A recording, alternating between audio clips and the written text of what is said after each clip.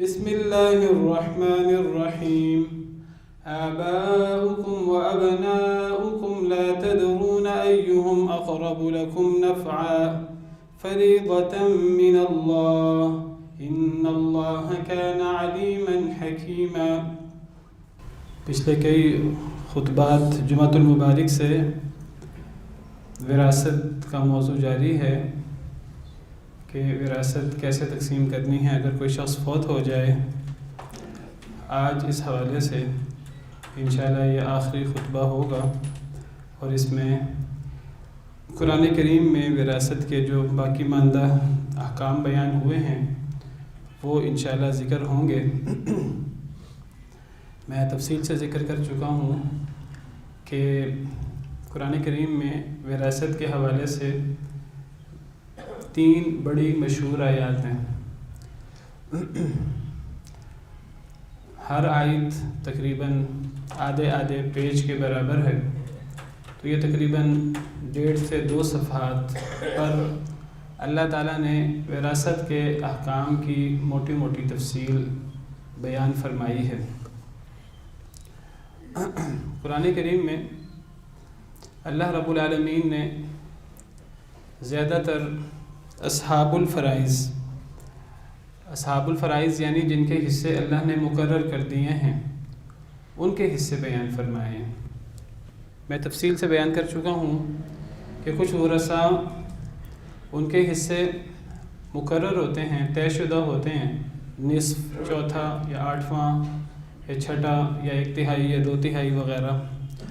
کچھ ایسے ورثاء ہیں جن کے حصے مقرر نہیں ہوتے، وہ باقی سارا مال اگر اصحاب الفرائض موجود ہوں تو، اور اگر اصحاب الفرائض نہ ہوں تو وہ کل مال لیتے ہیں اور ان کو اسبہ کہتے ہیں۔ قرآن کریم میں اسبہ کی زیادہ تفصیل موجود نہیں ہے، اگرچہ اشارے موجود ہیں، احادیث مبارکہ میں اسبہ کی تفصیل بھی موجود ہے۔ اصحاب الفرائض میں زیادہ عورتیں آتی ہیں اور اللہ نے اصحاب الفرائض کے حصے طے کر دیے ہیں، چونکہ یہ عورتوں کے حصے ہیں اور عورتیں کمزور ہوتی ہیں تو اللہ نے ان کے حصے قرآن کریم میں بالتفصیل بیان کر دیے اور طے کر دیے تاکہ ان کے حصے میں کوئی گڑبڑ نہ کرے، کوئی کمی بیشی نہ کرے۔ اور مرد جو زیادہ تر اسبہ ہوتے ہیں ان کو اللہ نے بعد میں وارث بنایا ہے، تفصیل گزر چکی ہے پہلے۔ اس سے پتہ لگتا ہے کہ وراثت میں اللہ تعالیٰ نے عورتوں کے حقوق کا کتنا تحفظ کیا ہے۔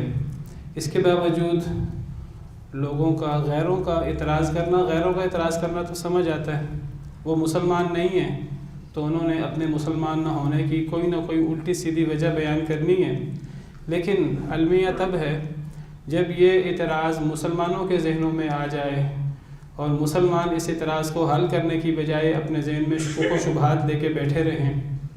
اسلام میں وراثت میں عورتوں پر ظلم ہوا ہے، کم حصہ دیا گیا ہے، اسلام نے تو عورتوں کے حقوق کا بہت تحفظ کیا ہے۔ تو یہ جو 3 آیات ہیں وراثت کی لمبی آیات، اگرچہ اور آیات بھی ہیں قرآن کریم میں، چھوٹی آیات ان میں ضمنی کچھ باتیں ہوئی ہیں، حصے بیان نہیں ہوئے، حصے انہی 3 آیات میں بیان ہوئے ہیں۔ پہلی آیت کریمہ میں اللہ تعالیٰ نے ورثاء میں جو سب سے اہم اولاد، بیٹا ہے یا بیٹی تھوڑے ہوں یا زیادہ، پوتا ہے یا پوتی تھوڑے ہوں یا زیادہ، ان کے حصے بیان فرمائے ہیں، اور اولاد میں نواسہ نواسی نہیں آتے۔ پہلی آیت کے ہی دوسرے حصے میں اللہ رب العالمین نے وراثت میں دوسری نمبر 2 جس کی اہمیت زیادہ ہے، اصول، ماں باپ، ان کے حصے بیان فرمائے ہیں۔ ماں باپ یا پھر دادا دادی اور نانا نانی وغیرہ جن کی تفصیل گزر چکی ہے۔ تو پہلی آیت کریمہ میں اولاد اور ماں باپ کا حصہ، دادا دادی وغیرہ کا حصہ بیان ہوا ہے۔ دوسری آیت کریمہ اس کے پہلے آدھے حصے میں اللہ تعالیٰ نے شوہر اور بیوی کے حصے بیان کیے ہیں۔ پچھلے جو میرا خطبہ تھا اس میں نے ان کو تفصیل سے بیان کیا تھا۔ اب جو باقی 1.5 آیت ہے تقریباً، یعنی وراثت میں آدھے احکامات، 1.5 آیت وہ اولاد، ماں باپ اور پھر میاں بیوی کے حصے ہیں۔ باقی 1.5 1.5 آیت یہ ساری کی ساری بہن بھائیوں کے بارے میں. بہن بھائیوں کے حصوں کی اللہ نے کافی تفصیل بیان فرمائی ہے. اور بہن بھائیوں کی 3 قسمیں ہوتی ہیں. بہن بھائی ان کا مرنے والے سے یہ تعلق ہوتا ہے کہ نہ تو یہ مرنے والے سے پیدا ہوتے ہیں کہ ان کو مرنے والے کی فروع یا اولاد کہا جائے، نہ مرنے والا ان سے پیدا ہوتا ہے کہ انہیں مرنے والے کے اصول یا ماں باپ قرار دیا جائے، نہ یہ فروع میں آتے ہیں نہ یہ اصول میں آتے ہیں. اس کے باوجود ان کا مرنے والے سے خون کا تعلق ہوتا ہے. ان کا میاں بیوی کی طرح میاں بیوی کا تعلق خون کا نہیں ہوتا، ان کا تعلق نکاح کا ہوتا ہے. نکاح کا تعلق وہ پیدائش سے نہیں ہوتا، وہ نکاح کے ساتھ شروع ہوتا ہے. اور اگر اللہ نہ کرے ناچاکی ہو جائے، اختلاف ہو جائے تو نکاح کا تعلق ختم بھی ہو جاتا ہے. اگر نکاح ہو گیا اور نکاح کے درمیان کوئی فوت ہو گیا طلاق سے پہلے تو ایک دوسرے کے وارث ہوں گے. اگر نسبت طے ہو گئی، منگنی ہو گئی، نکاح ہی نہیں ہوا، یا نکاح ہو گیا، رخصتی ہو گئی، بعد میں طلاق ہو گئی، طلاق کے بعد کوئی فوت ہو گیا تو یہ ایک دوسرے کے وارث نہیں ہوتے.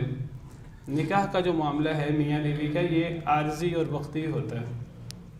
لیکن یہ جو خون کا تعلق ہے اولاد کا، چاہے وہ بیٹا بیٹی ہوں یا پوتا پوتی، یا ماں باپ کا چاہے وہ ماں باپ ہوں، دادا دادی، نانا نانی ہوں، یا اب جو ہم بہن بھائی کے بارے میں پڑھنے لگے ہیں، یہ خون کا تعلق ہے. یہ پیدائش کے ساتھ ہی ہوتا ہے، یہ بعد میں پیدا نہیں ہوتا. اور پھر جب یہ پیدائش کے ساتھ ہی ہوتا ہے تو یہ مرتے دم تک رہتا ہے. نہ یہ تعلق ہم کہیں کہ ہم بنائیں گے تو بنے گا، توڑیں گے تو ٹوٹ جائے گا. نہ ہم اس کو بناتے ہیں نہ ہم اس کو توڑ سکتے ہیں، یہ اللہ کی طرف سے طے ہوتا ہے. نکاح کے بارے میں ہم تدبیر کرتے ہیں اپنی، باقی فیصلہ وہاں بھی اللہ کا چلتا ہے.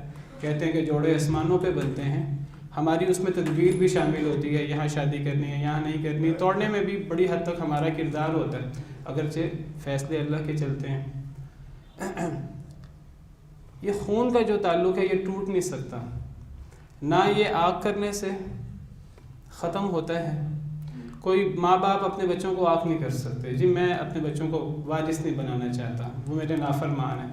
نہ کوئی نافرمان اولاد، اللہ معاف کرے، وہ اپنے ماں باپ کو آگ کر سکتی ہے کہ میں نہیں چاہتا کہ میرے وراثت پہ میرے ماں باپ شریک ہوں. نہ بہن بھائی دوسرے بہن بھائیوں کو محروم کر سکتے ہیں.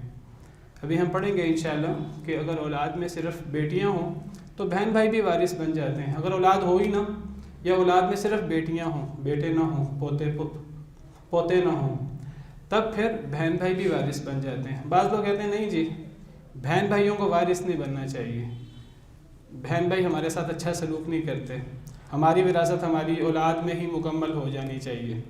یہ انسان کا کوئی اختیار نہیں ہے، یہ اللہ کے فیصلے ہیں. اور انسان کسی کو آنکھ بھی نہیں کر سکتا، کسی سے رشتہ ختم بھی نہیں کر سکتا. آپ دنیا میں جتنا مرضی کسی سے ناراضگی کر لیں، آپ 50 سال کسی سے بات نہ کریں، اس نے آپ کا وارث بننا ہے، آپ نے اس کا وارث بننا ہے. اللہ نے جو رشتہ بنا دیا ہے وہ رشتہ نہیں ٹوٹ سکتا. خون کا رشتہ پیدائش سے ہوتا ہے اور مرتے دم تک رہتا ہے، یہ ٹوٹ نہیں سکتا، چاہے آپس میں کتنی ناچاکی کیوں نہ ہو. ہاں خون کے رشتے میں ایک صورت ہے کہ جب کوئی وارث نہیں ہوگا، وہ ہم پڑھ چکے ہیں، جب ان کا دین ایک دوسرے سے مختلف ہو یا کسی نے قتل کر دیا ہو، ورنہ خون کا رشتہ ختم نہیں ہوتا. ہم اس کو جتنا مرضی ختم کریں اور جتنا مرضی خراب کریں تو کتنی بد نصیبی کی بات ہوگی کہ ہم تو کسی سے 30 سال اور 50 سال بات نہ کریں اور اللہ اس کو ہمارا وارث بھی بنا رہے ہیں. تو ہمیں معاملات اپنے دنیا کے اندر ہی ٹھیک کر لینے چاہیے. کسی کی زیادتی ہو اس زیادتی کو برداشت کر لینا چاہیے، اسی کو صلہ رحمی کہتے ہیں. تو اللہ تعالیٰ فرماتے ہیں بہن بھائیوں کے بارے میں، تو میں ذکر کر رہا تھا بہن بھائی 3 طرح کے ہوتے ہیں. ایک بہن بھائی وہ ہوتے ہیں کہ ماں باپ دونوں شریک ہوتے ہیں ان میں، یعنی میں ہوں، میرا اگر کوئی بھائی ہے تو وہ میرا اس میں میں اور وہ ایک ماں اور ایک باپ دونوں میں شریک ہیں. تو وہ ایسا میرا بھائی میرا سگا بھائی ہوگا. اس کو ہم عربی میں الاخ الشقیق کہتے ہیں اور اردو میں سگا بھائی کہتے ہیں. ایسا بھائی یا ایسی بہن کہ میں اور وہ ماں باپ دونوں میں شریک ہوں، ہماری ماں بھی ایک ہو باپ بھی ایک ہو. تو یہ سب سے قریبی بہن بھائیوں کا رشتہ ہے، سگے بہن بھائی. دوسری قسم بہن بھائیوں کی کہ میں اور میرا ایسا بھائی یا ایسی بہن کہ ہمارا باپ ایک ہے، مائیں مختلف ہیں. اگر والد صاحب نے 2 شادیاں کی ہیں، زیادہ شادیاں کی ہیں، تو ایک بیوی سے ہونے والا بیٹا دوسری بیوی سے ہونے والا بیٹا، تو یہ دونوں آپس میں باپ شریک بھائی ہیں. ان کی ماں ایک نہیں ہے، ان کا باپ ایک ہے. تو دوسری قسم باپ شریک بھائی جن کو اللاتی بھائی بھی کہتے ہیں. اور تیسری قسم بہن بھائیوں کی جن میں جو ماں شریک ہوتے ہیں، باپ ایک نہیں ہوتا، ماں ایک ہوتی ہے ان دونوں کی. ہم عام طور پر جو سگے بہن بھائی ہیں ان کو ہم کہتے ہیں یہ ہمارے سگے بہن بھائی ہیں، اور جو باپ شریک بھائی ہیں یا ماں شریک بھائی ہیں ہم کہتے ہیں یہ ہمارے ستیلے بھائی ہیں. صحیح بات یہ ہے کہ وہ ستیلے بھائی نہیں ہوتے. یہ تینوں قسمیں سگے بہن بھائیوں کی ہیں. اس معنی میں سگے کہ یا تو یہ ماں باپ دونوں میں شریک ہیں ہمارے ساتھ، یا یہ ہمارے ساتھ باپ میں شریک ہیں، یا یہ ہمارے ساتھ ماں میں شریک ہیں. اور یہ تینوں قسم کے بہن بھائی ایک دوسرے کے وارث ہوتے ہیں. ان تینوں قسم کے بہن بھائیوں کا ایک دوسرے سے وراثت کا حصہ ہوتا ہے. ان کا آپس میں پردہ نہیں ہوتا اور ان کی آپس میں شادی بھی نہیں ہو سکتی، تینوں قسم کے بہن بھائیوں کی. ہاں ایک اور بھی بہن بھائی ہوتے ہیں، وہ ستیلے بہن بھائی ہوتے ہیں. وہ کون سے بہن بھائی ہیں؟ اگر کوئی ایسا مرد جس کی شادی ہوئی، بیوی اس کی فوت ہو گئی یا طلاق ہو گئی، اس کی اولاد موجود ہے، اور کوئی ایسی عورت جس کی پہلے شادی ہوئی، اس کا شوہر فوت ہو گیا یا اس سے طلاق ہو گئی شوہر سے، اس کی اولاد بھی موجود ہے. اگر اولاد والا مرد کسی اولاد والی عورت سے شادی کر لے تو ان دونوں کے آپس میں شادی کرنے سے ان کے بچے جو ہیں ہم ان کو بہن بھائی کہتے ہیں. ان کے بچوں کا آپس میں اس معنی میں کوئی تعلق نہیں ہے کہ مثلا مرد کا بیٹا ہے، عورت کی بیٹی ہے، تو مرد اور عورت نے شادی کر لی، تو اب یہ جو بیٹا بیٹی ہیں ان کا آپس میں نہ یہ سگے بہن بھائی ہیں، نہ یہ باپ شریک بہن بھائی ہیں، نہ یہ ماں شریک بہن بھائی ہیں. ان کو آپ کہیں کہ یہ ستیلے بہن بھائی ہیں. ان کا آپس میں پردہ بھی ہوتا ہے، ان کا آپس میں نکاح بھی ہو سکتا ہے، اور یہ ایک دوسرے کے وارث بھی نہیں ہوتے، ان کا آپس میں تعلق نہیں ہے. تو جو سگے بہن بھائی ہوں یعنی ماں باپ شریک، یا صرف باپ شریک، یا صرف ماں شریک، تو یہ سب ایک دوسرے کے وارث ہوتے ہیں، اور ان کا آپس میں پردہ بھی نہیں ہوتا اور ان میں آپس میں نکاح بھی نہیں ہو سکتا. تو یہ جو دوسری آیت کا آخری حصہ ہے، یہاں اللہ تعالیٰ نے ماں شریک بہن بھائیوں کا حصہ بیان کیا ہے. ماں شریک بہن بھائیوں کا یعنی میت میں اور ان میں صرف ماں کا واسطہ ہے، باپ ان کا ایک نہیں ہے. اور جو آخری آیت ہے وراثت کی جو سورہ نساء کی ہے، تو سورہ نساء کی آیت نمبر 11 اور 12 2 آیتیں اکٹھی ہیں، اور جو آخری وراثت کی لمبی آیت ہے اس میں بھی بہن بھائیوں کا حصہ ہے. وہ سورہ نساء کی آخری 176 نمبر آیت ہے، اس میں بھی اللہ نے بہن بھائیوں کا حصہ بیان کیا ہے. وہاں کون سے بہن بھائیوں کا حصہ بیان ہوا ہے؟ وہاں سگے بہن بھائیوں کا یعنی ماں باپ شریک یا صرف باپ شریک. سگے بہن بھائی ہوں یا باپ شریک بہن بھائی ہوں، سگے بہن بھائیوں کا آپس میں تعلق زیادہ مضبوط ہوتا ہے. صرف باپ شریک بہن بھائیوں کا تعلق سگے بہن بھائیوں کے برابر تو نہیں ہوتا، اس سے تھوڑا کم ہوتا ہے، لیکن ان کا تعلق بھی بہت قریب ہوتا ہے. سگے بہن بھائی ان کا آپس میں رشتہ اخوت کا بہت قریب ہے. باپ شریک بہن بھائیوں کا اس کے بعد ہے، ماں شریک بہن بھائیوں کا اس کے بعد ہے. لیکن ایک بڑا واضح فرق ہے ان تینوں قسموں میں. وہ فرق یہ ہے کہ جو سگے بہن بھائی ہیں ان کا نسب ایک ہوتا ہے، باپ بھی ایک ہے ماں بھی ایک ہے، اور آپ کو پتہ نسب باپ سے چلتا ہے. ان کا نسب ایک ہوتا ہے. اگر باپ مثلا قریشی ہے تو وہ جو سگے بہن بھائی ہیں اس باپ سے جو اولاد ہے وہ سب قریشی ہوں گے، چاہے وہ آپس میں جو سگے بہن بھائی ہیں ان سب کا ایک ہی ہوگا. اور اگر جو باپ شریک بہن بھائی ہیں ان میں اگرچہ ماں ایک نہیں ہے، ان کی باپ ان کا ایک ہے، ان کا تعلق سگے بہن بھائیوں کے بعد ہوتا ہے، اور یہ بھی ایک نسل سے ہوتے ہیں، ان کا نسب ایک ہوتا ہے کیونکہ ان کا باپ ایک ہوتا ہے، اور نسب باپ سے چلتا ہے، ماں سے نہیں چلتا۔ تو باپ شریک بہن بھائی ان کا بھی نسب ایک ہوتا ہے، لہٰذا اللہ تعالیٰ نے باپ شریک بہن بھائیوں کو اور سگے بہن بھائیوں کو ایک طرح ڈیل کیا ہے اور ایک طرح ان کے حصے بیان کیے ہیں، ایک برابر۔ لیکن جو ماں شریک بہن بھائی ہیں جن میں ماں ایک ہے باپ ایک نہیں ہے، تو ضروری نہیں ان کا خاندان بھی ایک ہو۔ اگر باپ مثلا قریشی خاندان سے ہے، ماں قریشی خاندان سے نہیں ہے، اور اب یہ دو بہن بھائی ہیں کہ جو ماں میں شریک ہیں، عورت میں شریک ہیں، ایک عورت اس کی کسی اور مرد سے شادی ہوئی، طلاق ہو گئی یا فوت ہو گیا، اس عورت نے کسی اور مرد سے شادی کر لی، وہ عورت خود مثلاً آپ سمجھیے کہ قریشی خاندان سے نہیں ہے، پہلا شوہر اس کا قریشی خاندان سے تھا، دوسرا شوہر اس کا وہ قریشی خاندان سے نہیں ہے، تو اب اس عورت سے پہلے شوہر سے جو اولاد ہو اور پہلے شوہر سے جو بیٹا ہے اور دوسرے شوہر سے جو بیٹا ہے، یہ آپس میں ماں شریک بہن بھائی ہیں۔ اور آپ دیکھیں ان دونوں بھائیوں کا آپس میں جو ہے وہ بھائی تو ہیں ماں شریک، لیکن ان کا خاندان ایک نہیں ہے۔ جس کا باپ قریشی تھا وہ قریشی ہے، جس کا باپ قریشی نہیں تھا وہ قریشی نہیں ہے۔ ماں کے قریشی ہونے نہ ہونے سے فرق نہیں پڑتا، کیونکہ نسب کے اندر ماں کا حصہ نہیں ہوتا۔ تو اللہ نے ماں شریک بہن بھائیوں کا حصہ بالکل الگ بیان کیا، چینج ہے وہ بالکل، اور سگے بہن بھائیوں کا اور باپ شریک بہن بھائیوں کا حصہ ایک جیسا ہے۔ تو ہم شروع کرتے ہیں اس ساری تفصیل کو مد نظر رکھتے ہوئے۔ یہ دوسری آیت کا آخری حصہ، پہلے میں پڑھتا ہوں پھر تیسری آیت پڑھتا ہوں۔ تو دوسری آیت کے آخری حصے میں اللہ تعالیٰ نے بہن بھائیوں کی بات کی ہے، اور یہاں پوری امت کا اجماع ہے اس مسئلے میں، کسی کا کوئی اختلاف نہیں ہے کہ یہاں بہن بھائیوں سے مراد ماں شریک بہن بھائی ہیں۔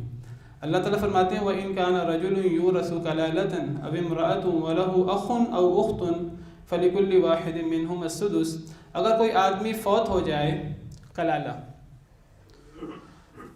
یا کوئی عورت فوت ہو جائے، کوئی مرد فوت ہو جائے یا عورت فوت ہو جائے اور وہ کلالہ ہو، وَلَهُ أَخٌ أَوْ أُخْتٌ، اور اس کا ایک بھائی ہو یا ایک بہن ہو، فَلِكُلِّ وَاحِدٍ مِّنْهُمَا السُّدُسُ، تو ان میں سے ہر ایک کو چھٹا چھٹا حصہ ملے گا۔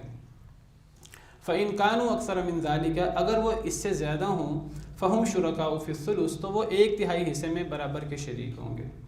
یہاں اللہ تعالیٰ نے بہن بھائیوں کا حصہ بیان کیا ہے۔ یہاں قرآن کریم کی آیت میں صراحت نہیں ہے کہ ان بہن بھائیوں سے مراد کیا ہے، یہ صراحت حدیث سے پتہ لگتی ہے یا قرآن کریم کی ایک قرات ہے، اس قرات میں بھی وَلَهُ أَخٌ أَوْ أُخْتٌ کے بعد من أُمٍّ کا اضافہ ہے کہ ماں کی طرف سے۔ اس مسئلے میں نے بتایا پوری امت کا اجماع ہے، کسی کا کوئی اختلاف نہیں ہے کہ یہ جو دوسری آیت کا دوسرا حصہ ہے یہ ماں شریک بہن بھائیوں کے بارے میں۔ تو یہاں اللہ تعالیٰ نے کلالہ کی شرط لگائی ہے، اگر مرنے والا کلالہ ہو۔ کلالہ کسے کہتے ہیں؟ کلالہ اس مرنے والے مرد یا عورت کو کہتے ہیں جس کا باپ نہ ہو اور جس کی اولاد نہ ہو، باپ نہ ہو، باپ یا دادا، باپ بھی نہ ہو دادا بھی نہ ہو، اور اس کی اولاد یعنی بیٹا بیٹی پوتا پوتی کوئی بھی نہ ہو، یعنی فروع میں تو کوئی بھی نہ ہو، نہ مرد نہ عورت، اصول میں مرد نہ ہو، باپ یا دادا۔ ماں کے ہونے نہ ہونے سے، نانی دادی کے ہونے نہ ہونے سے فرق نہیں پڑتا۔ تو جس کا باپ دادا نہ ہو یا جس کی اولاد بیٹا بیٹی پوتا پوتی کوئی نہ ہو، اسے کلالہ کہتے ہیں۔ تو ایسی صورت میں اگر اس کا ایک بھائی ہے یا ایک بہن، اور یہاں بھائی یا بہن سے مراد ماں شریک بھائی یا ماں شریک بہن ہے، تو اس کو چھٹا حصہ ملے گا۔ تو ماں شریک بھائی ہو یا بہن ایک حصہ ہے ان کا، چھٹا حصہ۔ اور اگر وہ اس سے زیادہ ہوں، ماں شریک بھائی 3 ہیں یا 5 ہیں، یا ماں شریک بہنیں 3 ہیں یا 5 ہیں، یا وہ خلط ملط ہیں ماں شریک بہن بھائی، اس سے فرق نہیں پڑتا، اس حصے میں مرد عورت سے فرق نہیں پڑتا۔ فَهُمْ شُرَكَاءُ فِي الثُّلُثِ، تو وہ ایک تہائی حصے میں برابر کے شریک ہیں۔ شرکاء کا مطلب برابر کے شریک، اور یہ بھی ان صورتوں میں سے ہے، میں تفصیل سے بیان کر چکا ہوں، وراثت میں کئی صورتیں ہیں جن میں مرد عورت کا حصہ برابر ہوتا ہے۔ تو ماں شریک بہن بھائی ایک ہوں، مرد ہو یا عورت برابر حصہ ہے چھٹا، اگر وہ ایک سے زیادہ ہوں 10 بھی ہوں تو وہ ایک تہائی حصے میں برابر کے شریک ہوں گے، چاہے وہ صرف لڑکے ہوں چاہے صرف لڑکیاں ہوں، چاہے وہ لڑکے لڑکیاں مشترک ہوں۔ تو ماں شریک بہن بھائی وہ زیادہ ہوں تو وہ 1/3 لیں گے، 1/3، 1/3 سے زیادہ نہیں لیں گے، اور 1/3 حصے میں برابر کے شریک ہوں گے۔ من بعد وصیت یوصی بها او دین، اس وصیت کے بعد جو وصیت کی جائے یا قرض کے بعد، غیر مضار، کسی کو نقصان نہیں دینا، وصیۃ من اللہ، یہ اللہ کی طرف سے وصیت ہے، یہ اللہ کا حکم ہے۔ واللہ علیم حلیم، اللہ تعالیٰ بہت جاننے والے، بہت تحمل والے ہیں۔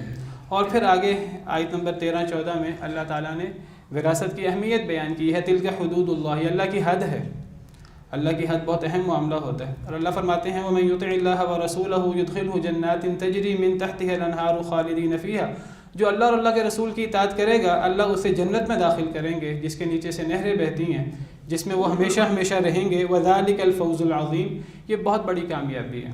وَمَن يَعْصِ اللَّهَ وَرَسُولَهُ، اور جو اللہ اور اللہ کے رسول کی نافرمانی کرے، وَيَتَعَدَّ حُدُودَهُ، اور اللہ کی حدوں کو کراس کر لے، ان سے آگے بڑھ جائے، ان کو پامال کرے، ان کا دھیان نہ کرے، یدخلہ نارا خالدا فیہا، اللہ اسے آگ میں داخل کریں گے جس میں وہ ہمیشہ ہمیشہ رہے گا۔ وَلَهُ عَذَابٌ مُّہِینٌ، اس کے لیے رسوا کن عذاب ہے۔ یہ جو 2 آیات ہیں یہ بہت اہم آیات ہیں، میں ان پہ پہلے بھی اشارہ کر چکا ہوں، اشارہ کر کے پھر آخری آیت پہ جاتا ہوں۔ یہاں اللہ تعالیٰ نے فرمایا جو اللہ کی اطاعت، یہ اللہ کی حد ہے، جو اللہ کی اطاعت کرے گا تو جنت میں جائے گا، جو اللہ کی نافرمانی کرے گا اللہ کے رسول کی تو وہ جہنم میں جائے گا۔ یہ عمومی آیت بھی ہو سکتی ہے، لیکن چونکہ یہ وراثت کے احکام کے بعد ہے تو اس کا زیادہ تعلق وراثت کے ساتھ، وراثت کے ساتھ تو بالخصوص اس کا تعلق ہے، اور وراثت کے علاوہ بالعموم تعلق ہے۔ جو اللہ کی نافرمانی کرے، اللہ کے رسول کی نافرمانی کرے تو وہ جنتی نہیں ہے، اور جو اللہ اور اللہ کے رسول کی اطاعت کرے تو وہ جنتی ہے۔ تو وراثت کے حوالے سے خاص طور پر ایک بندہ بہت نیک ہے، وراثت میں گڑبڑ کر دیتا ہے، علماء کہتے ہیں کہ عام طور پہ قرآن کریم کا مطالعہ کریں، اللہ نے جہنم کی وعید سنائی ہے، ہمیشگی کی جہنم کی وعید نہیں سنائی۔ عام طور پر اللہ تعالیٰ کسی عمل کی سزا میں جہنم بیان کرتے ہیں، اس کا مطلب یہ بھی ہو سکتا ہے کہ اس عمل کی سزا جہنم ہے اگر اللہ معاف نہ کرے، ممکن اللہ معاف کر دے۔ اور اللہ نے قرآن میں فرمایا ہے کہ شرک کے علاوہ باقی گناہ اگر ایک انسان توبہ کیے بغیر فوت ہو جائے، اللہ چاہے تو باقی گناہ معاف کر دے، شرک نہیں معاف ہو سکتا توبہ کیے بغیر، باقی گناہ توبہ کیے بغیر بھی معاف ہو سکتے ہیں۔ ایک عمل کی سزا جہنم ہے، اللہ چاہے تو معاف کر دے توبہ کیے بغیر، اللہ سزا دے ہی نہ، اور چاہے تو اللہ تعالیٰ سزا دے دے جہنم کی لیکن وہ وقتی سزا ہو، اور انسان جہنم کی سزا بھگت کے، اگر وہ مسلمان ہے، اس نے کوئی گناہ کیا بڑا، اللہ نے توبہ بھی اس کی قبول نہیں کی، اس کو سزا دی اس کے عمل کی، والعیاذ باللہ جہنم کی، پھر وہ جنت میں چلا جائے گا۔ قرآن کریم میں عام طور پہ جہنم کا ذکر آتا ہے، ہمیشگی کا ذکر کہاں آتا ہے؟ علماء کہتے ہیں ہمیشگی کا ذکر یا کفر یا شرک کے ساتھ آتا ہے، ہمیشہ کی جہنم۔ ایک مسلمان جو ہے وہ اگر مشرک نہیں ہے تو وہ جہنم میں ہمیشہ نہیں ہوگا، یا تو اللہ ویسے ہی معاف کر دے اپنے فضل و کرم سے، شرک کے علاوہ اللہ باقی چیزیں معاف کر سکتے ہیں، یا اللہ تعالیٰ جہنم کی سزا دے کر کچھ عرصہ کے لیے پھر اللہ جنت میں بھیج دے۔ وراثت کے احکام میں ہمیشگی کی بات ہے، آپ غور کریں۔ وَمَن يَعْصِ اللَّهَ وَرَسُولَهُ وَيَتَعَدَّ حُدُودَهُ يُدْخِلْهُ نَارًا خَالِدًا فِيهَا، جو اللہ اور اللہ کے رسول کی نافرمانی کرے اللہ اس کو آگ میں داخل کریں گے، اس میں وہ ہمیشہ رہے گا۔ اور علماء کہتے ہیں عام طور پر کفر اور شرک پر اس قسم کی وعید ہوتی ہے۔ کفر اور شرک کے علاوہ اگر ہمیشگی کی جہنم کی وعید ہے تو وہ یا وراثت پر ہے یا قتل پر ہے، قتل پہ بھی یہ وعید ہے۔ وَمَن يَقْتُلْ مُؤْمِنًا مُتَعَمِّدًا فَجَزَاؤُهُ جَهَنَّمُ خَالِدًا فِيهَا، وہاں بھی خالدًا فِيهَا کے الفاظ ہیں۔ تو یہ قتل اور وراثت کا معاملہ یہ بہت اہمیت والا معاملہ ہے، اس میں بہت سخت وعید ہے اور ہمیں اس معاملے میں بہت زیادہ احتیاط کرنی ہے۔ آخری آیت کریمہ جو وراثت کے حوالے سے ہے اور میں ذکر کر چکا ہوں وہ بھی بہن بھائیوں کے بارے میں، لیکن وہ سگے یا باپ شریک بہن بھائی ہیں۔ وہاں اللہ تعالیٰ فرماتے ہیں یستفتونک، اے نبی صلی اللہ علیہ وسلم یہ آپ سے سوال کرتے ہیں، قل اللہ یفتیکم فی الکلالہ، کہہ دیجئے اللہ تمہیں فتویٰ دیتا ہے کلالہ کے بارے میں۔ یہاں آگے بہن بھائیوں کا ذکر ہے، تو بہن بھائی کلالہ کی صورت میں وارث ہوتے ہیں، چاہے وہ معاشرک بہن بھائی ہوں جس طرح پیچھے ہم نے پڑھا، چاہے وہ سگے یا باپ شریک بہن بھائی ہوں، یہ بھی کلالہ کی صورت میں وارث ہوتے ہیں۔ اور کلالہ کی صورت میں وضاحت کر چکا ہوں کہ کلالہ سے مراد اصل میں اکلیل اس تاج کو کہتے ہیں جس نے سر کو ہر طرف سے گھیرا ہو، عربی زبان میں اس سے کلالہ ہے۔ تو کلالہ سے مراد جس کے اصول اور فروع موجود نہ ہوں، یعنی اصول میں باپ دادا موجود نہ ہو اور جس کی فروع اولاد موجود نہ ہو، ماں اور نانی دادی کے ہونے سے فرق نہیں پڑتا۔ یہاں سے یہ بھی پتہ لگا کہ اصل فتویٰ دینے والی ذات اللہ تعالیٰ ہے۔ لوگ نبی صلی اللہ علیہ وسلم سے سوال کرتے تھے، آپ جواب نہیں دیتے تھے جب تک آپ پر وحی نہیں اتری، پھر اللہ نے فتویٰ دیا، قل اللہ یفتی، پتہ لگا کہ اصل فتویٰ اللہ کا ہوتا ہے۔ اگر دنیا میں کسی سے فتویٰ پوچھا جائے تو یہ بہت سینسٹیو معاملہ ہے، یہ ہلکا معاملہ نہیں ہے۔ یعنی اللہ اس بارے میں اللہ کیا فرماتے ہیں، اس کے بارے میں اللہ تعالیٰ کی رہنمائی کیا ہے، فتویٰ یہ ہوتا ہے۔ اور ہمارے ہاں لوگ سوال کر رہے ہوتے ہیں اور مفتی صاحب جواب دے رہے ہوتے ہیں۔ فتویٰ بہت سینسٹیو معاملہ ہے، یہ اللہ کی بات بتانی ہوتی ہے لوگوں کو۔ فتویٰ دینے کا حق اللہ کو ہے، یا اللہ کی طرف سے نبی دیتے ہیں، یا پھر نبی کے ورثاء علماء فتویٰ دیتے ہیں قرآن و سنت کی روشنی میں۔ فتویٰ قرآن و سنت کے علاوہ ہوتا ہی نہیں ہے، فتویٰ اللہ کا حکم بتانا ہوتا ہے۔ تو اللہ نے کلالہ کے بارے میں فتویٰ کیا دیا، ان امرؤ ہلک لیس لہ ولد ولہ اخت فلہا نصف ما ترک، اگر کوئی آدمی فوت ہو جائے، اس کی اولاد نہ ہو اور اس کی بہن ہو، ایک بہن، فلہا نصف ما ترک، اس کا نصف حصہ ہے کل جائیداد کا۔ اب دیکھیے کہ جب ہم نے آیت نمبر 2 میں اس کے دوسرا حصہ جو وہ بھی بہن بھائیوں کے بارے میں، وہاں اللہ نے صرف بہن کا حصہ بیان نہیں کیا، وہاں بہن یا بھائی کا حصہ بیان کیا، اور وہاں اللہ نے جو حصہ بیان کیا ہے وہ ہے چھٹا حصہ۔ لیکن جب یہاں اللہ تعالیٰ نے بہن کا حصہ بیان کیا ہے، یہ نصف حصہ بیان کیا ہے، تو پتہ لگا وہاں کسی اور بہن کی بات ہو رہی ہے، یہاں کسی اور بہن کی بات ہو رہی ہے، ورنہ قرآن کریم میں ٹکراؤ ہو جائیں گے۔ اللہ تعالیٰ نے نہ وہاں ذکر کیا کہ وہاں ماں شریک بہن بھائی مراد ہیں، نہ یہاں وضاحت نہیں ہے اس آیت میں بھی کہ یہاں باپ شریک یا سگے بہن بھائی مراد ہیں۔ یہ وضاحت احادیث سے پتہ لگتی ہے یا یہ وضاحت مفسرین کرام نے کی ہے، اور میں نے بتایا یہ مسئلہ اجماعی ہے، اس مسئلے میں کسی کا کوئی اختلاف نہیں ہے۔